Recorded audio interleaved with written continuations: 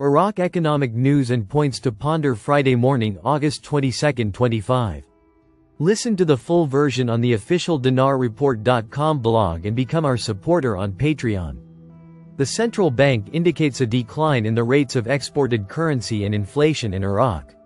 Energy and business. Iraq central bank inflation issuing currency rates. The 21st of August 2025, 1:25 Shafaq News. Baghdad. The Central Bank of Iraq revealed on Thursday a decline in the country's currency exports and inflation for the second half of 2025. The bank said in a report seen by Shafaq News Agency that the currency issued by the bank recorded a 3.8% decline in the average rate in the second half of 2025, reaching 98.4 trillion dinars, compared to its value of 102.3 trillion dinars in the second quarter of 2024. He added, the decline in the issued currency has contributed to a decline in the inflation rate, which maintains the stability of the general price level. The bank's report also indicated that the inflation rate decreased by 76% in the second half of 2025, reaching 0.8%, compared to the second quarter of 2024, which reached 3.3%.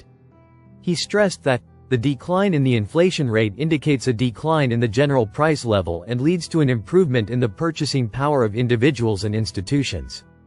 Issued currency is defined as the currency issued by the Central Bank of Iraq into circulation, i.e., printed, excluding the currency in the vaults of the central bank.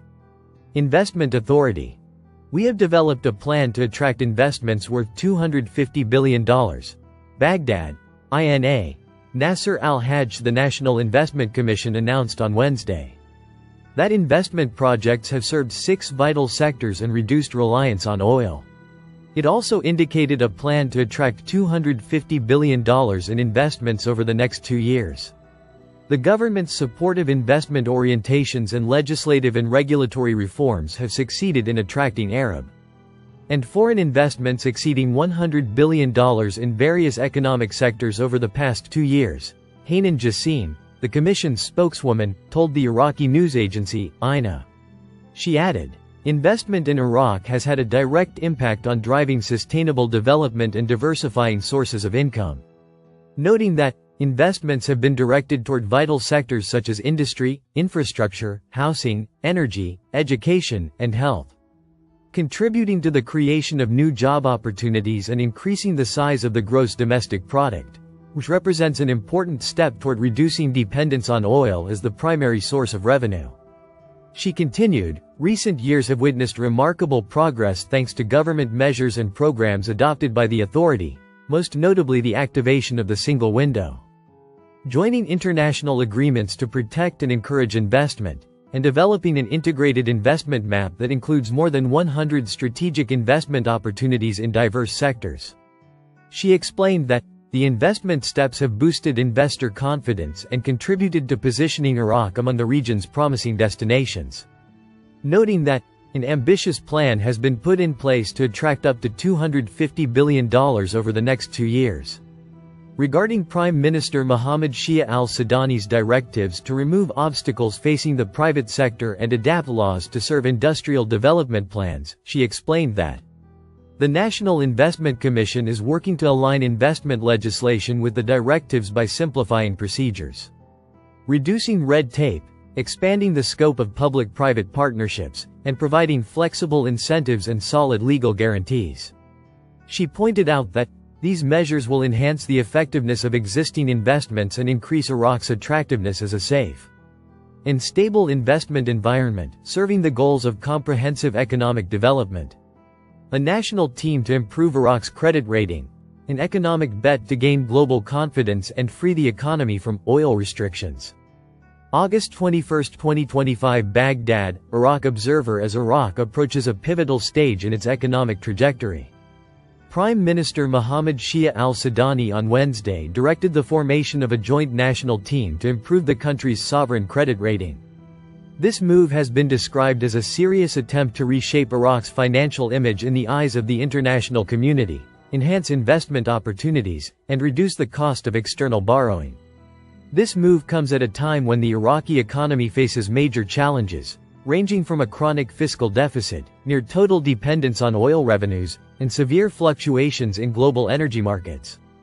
Important features of reform. According to a statement issued by the Prime Minister's media office, the new team will be headed by the governor of the Central Bank of Iraq, and will include representatives from the Ministries of Finance, Oil, Planning, and the Securities Commission, in addition to the Prime Minister's office and a number of economic and banking institutions. This team will be tasked with developing an integrated strategy to improve Iraq's credit rating, with clear and measurable objectives, periodic reports to be submitted to official bodies, and direct coordination with international credit rating agencies, most notably Fitch, S&P, and Moody's. According to the statement, the strategy will include strengthening financial governance, risk management, and developing the business environment in line with economic reform plans, with a focus on diversifying national income sources and reducing reliance on oil as the sole primary resource. Credit rating. What does it mean for Iraq? A country's sovereign credit rating reflects the government's ability to meet its financial obligations and is a pivotal tool in determining borrowing costs and attracting foreign investment. Iraq, which relies on oil exports for more than 90% of its financial resources, finds itself vulnerable to the risks of energy price volatility, weakening its standing with rating agencies. Economic expert Ahmed Abdul Rabbo explains to Iraq Observer that the importance of improving Iraq's credit rating lies in three main axes. The first is reducing the cost of borrowing. Each notch higher in the rating reduces interest rates on sovereign loans, freeing up huge sums that can be invested in development projects. The second is attracting foreign investment. Investors tend to direct their funds toward countries with higher ratings, which could open the door to new capital flows into Iraq. The third axis, according to Abdul Rabbo, is enhancing confidence in the national economy. A good rating reflects the government's commitment to its debts and conveys a positive image of the stability of the financial system. Abdul Rabbo adds that forming the national team is a step in the right direction, but he stresses the need for artistic work to be coupled with real political and economic steps, such as rationalizing public spending, combating corruption, and diversifying the economy away from oil. Politics and economics in one balance. Standard & Poor's affirmed Iraq's rating at B- with a stable outlook last February. Despite the country's solid foreign exchange reserves, the agency noted the existence of real risks that could lead to a downgrade, most notably a weak institutional framework and political uncertainty, a lack of economic diversification and over-reliance on oil, security and political risks that make the economic situation unpredictable, and the potential for public finances to be impacted by a sharp or prolonged decline in oil prices. According to the agency's report, any deterioration in the government's ability to manage public debt or increased budget pressures could lead to negative rating decisions. Fiscal deficit and public debt. Worrying figures. Iraq suffers from a persistent financial deficit in its annual budgets due to the expansion of operating expenses, particularly salaries for the massive public sector, which consumes the majority of revenues. In light of these burdens, the public debt is rising, increasing the risk that the government will be unable to meet its obligations without relying on oil. Economist Abdul Rabbo points out that inflexible fiscal policies and unplanned expenditures are among the biggest challenges facing Iraq, explaining that improving its credit rating will not be possible unless these structural imbalances are addressed.